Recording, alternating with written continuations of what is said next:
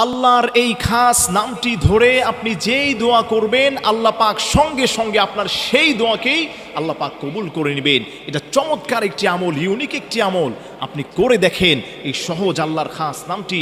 আমরা পারি না, আমরা কেউ এমন নেই। আল্লাহর সেই খাস নামটি হলো আনতাল মান্নান, ইয়া মান্নানু। আপনি এভাবেও পড়তে পারেন, ইয়া মান্নানু, হে অনুগ্রহ দাতা। আনতাল মান্নান, তুমি অনুগ্রহ দাতা।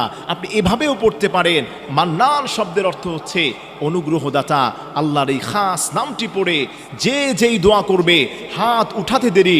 নবীজি বলেন, কেউ যদি হাত উঠিয়ে বলে আল্লাহ আমার রিজিক নাই, আল্লাহর নবী বলে উস্তুজিব, আল্লাহ তোমাকে রিজিক দান করবেন। কেউ যদি বলে আল্লাহ আমি বিপদে আছি, নবীজি বলেন উস্তুজিব, আল্লাহ তোমাকে বিপদ থেকে উদ্ধার করবেন। কেউ যদি বলেন ইয়া আল্লাহ আমার মেয়ের বিয়ে হচ্ছে না, আল্লাহর হাবিব বলেন উস্তুজিব, আল্লাহ তোমার মেয়ের বিয়ে ব্যবস্থা করে দিবেন।